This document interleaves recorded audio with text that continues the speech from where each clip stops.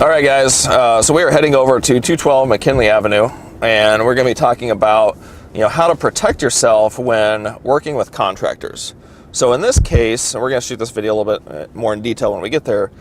But in this case, what happened is the contractor bailed on the job. All right, so he was about 2/3 of the way through, and he got to a position to where he had overpaid his guys, and there was nothing left for him in the job to make sense. See, not all contractors are good business people. In fact, most of them probably aren't. What happens is they don't know how to manage their money, or they don't know how to manage the project or their guys, and they end up in a deficit in the job. And when they end up in a deficit, they're not going to come back. They're not going to keep working for free, even though they should, right? Because they committed to it. But there's nothing legal that we can hold them to make them work, right? We can have all the contracts in place that we want, but we cannot make a person work.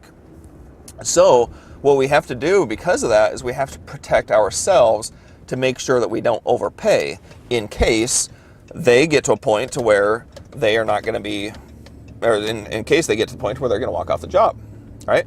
So in this one, we had paid them, I think, 3 draws. They had a total bid amount of about $10,000, and I think we had paid them up to about $8,000. Okay, they had a couple $1,000s left.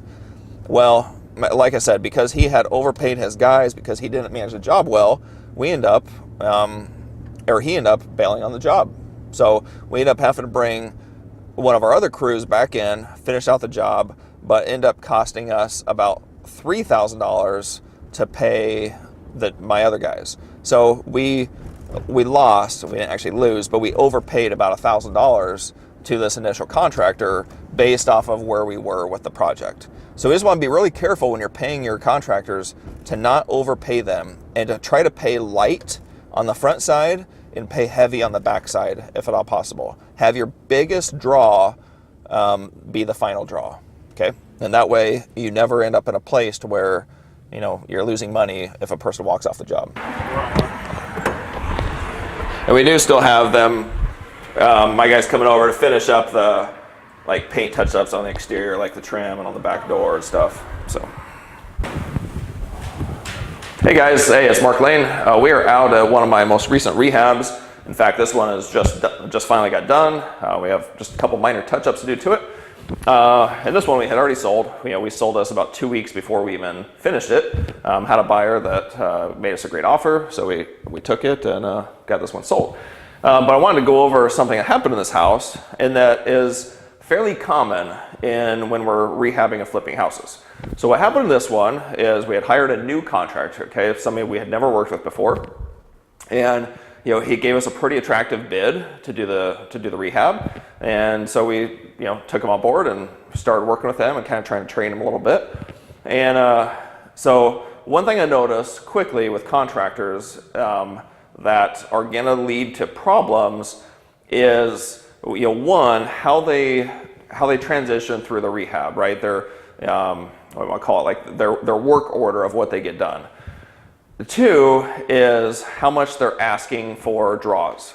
Okay, a skilled, good contractor is likely going to be wanting to get paid more on the back side than he is on the front side. What a lot of contractors do is they ask for more on the front side, and then they're left with very little on the back side.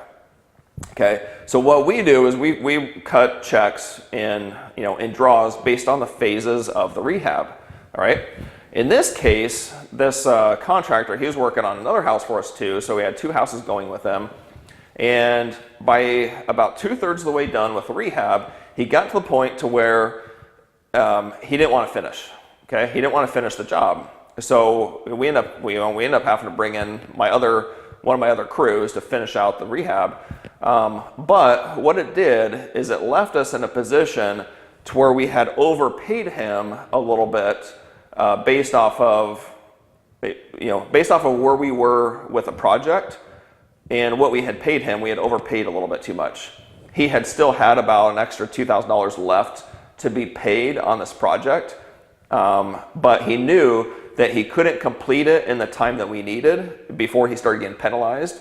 And I think that he was already overspent paying his guys. So he just gave up, right? He just threw his hands up in the air. He's like, whatever, I'm not coming back. I'm walking off the job. So my point is that could happen, right? That you might get contractors to walk off the job.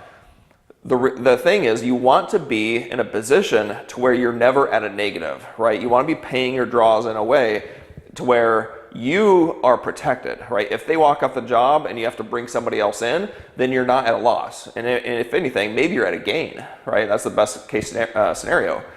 So be really careful when you're working with new contractors to protect yourself when paying out and when paying your draws. As that trust gets built up and you've done numerous jobs with the contractor, you could possibly start to get a little bit more lenient. But do not trust the contractors until you have that relationship and that proof built up. Okay, so that my point of this whole video was just to make sure that you're not overpaying the contractors throughout the rehab, because there always is that potential that they might just bail and that you'll never see them again. All right, guys, be sure to like this video and be sure to comment. Let me know how else I can help you, and we'll see you soon.